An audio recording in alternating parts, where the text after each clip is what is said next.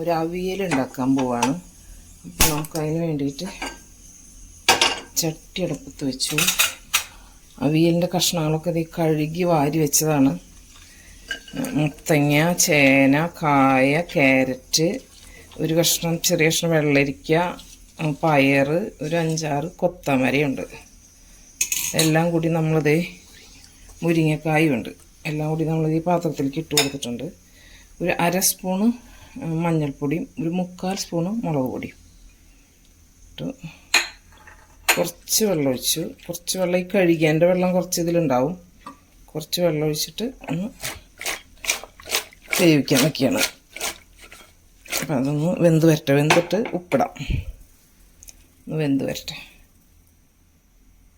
നമ്മുടെ കഷ്ണങ്ങളൊക്കെ ഒരുവിധം വെന്ത് വന്നിട്ടുണ്ട്. നമുക്ക് അതിലേക്ക് ഉപ്പിട്ട് കൊടുക്കാം. കല്ലുപ്പാണ്, ഇടുമ്പോൾ സൂക്ഷിക്കണം. കല്ലുപ്പായ കാരണം അതൊന്ന് കുതിർന്ന് നലിഞ്ഞ് വരട്ടെ. അപ്പോഴേക്കും നമുക്കിതിലേക്കുള്ളൊരു അരപ്പ് റെഡിയാക്കാം. അവിയലിലേക്കുള്ള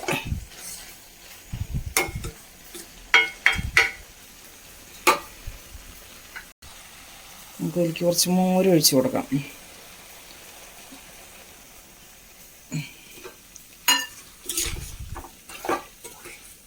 അധികം പുളിയില്ലാത്തതാണ്, കുറച്ച് പുളി ഉണ്ടാനും. ആവശ്യത്തിന് അവിയലിലേക്ക് അധികം പുളി വേണ്ടല്ലോ. അപ്പോൾ അതൊന്ന് ശരിയാവട്ടെ. അപ്പോഴേക്കൊന്ന് മൂടി വെച്ച് നമുക്ക് അരപ്പ് റെഡിയാക്കാം. നമുക്ക് അവിയലിലേക്കുള്ള ഒരു അരപ്പ് റെഡിയാക്കാം. ഇത് ഒരു മുറി നാളികേരമുണ്ട് ചെറുകിയത്, അത് ഇതിലേക്ക് ഇട്ട് കൊടുക്കാം. ഇനി അതിലേക്ക് ഒരു 5-8 ഉള്ളി, 3-4 പച്ചമുളക്, ഒരു 1/2 സ്പൂണ് ജീരകം എല്ലാം കൂടി ഇതിലേക്ക് ഇട്ട് കൊടുക്കാം. ഒന്ന് ക്രഷ് ചെയ്തെടുക്കാം. എല്ലാം കൂടി ഒന്ന് ചതച്ചെടുക്കാം കേട്ടോ. ചതച്ചെടുത്തിട്ട് വരാം.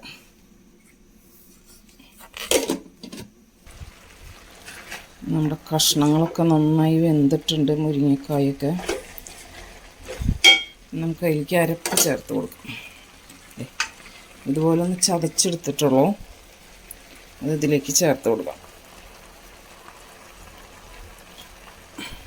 ഒട്ടും വെള്ളം ചേർക്കാണ്ട് ചതച്ചെടുത്തതാണ്. ഇനി മിക്സിയിൽ ഒരു സ്വല്പം വെള്ളം ഒഴിച്ചിട്ടൊന്ന് ചുറ്റി ഒഴിക്കാം. വെള്ളം ഉണ്ട് അതിൽ കുറച്ച്.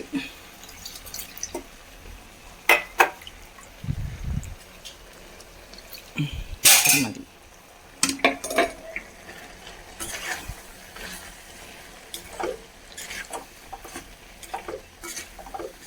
നന്നായി ഇളക്കി യോജിപ്പിക്കാം. വേപ്പില ഇട്ടിട്ടുണ്ടായിരുന്നില്ല ഇതിലേക്ക്, നമുക്ക് അതിൽ വേപ്പില ഇട്ട് കൊടുക്കാം. അപ്പോൾ ഫ്രഷായിട്ട് പൊട്ടിച്ച് കൊണ്ടുവന്നതാണ്.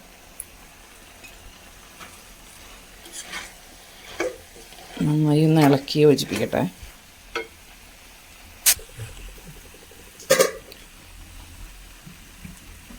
അവിയൽ റെഡി ആയിട്ടുണ്ട്. ഇനി നമുക്ക് അതിലേക്ക് കുറച്ച് വെളിച്ചെണ്ണ ഒഴിച്ച് കൊടുക്കാം.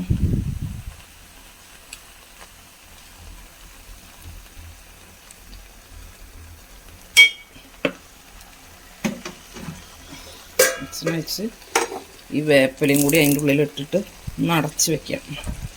2 മിനിറ്റ് കഴിഞ്ഞിട്ട് തുറക്കാം.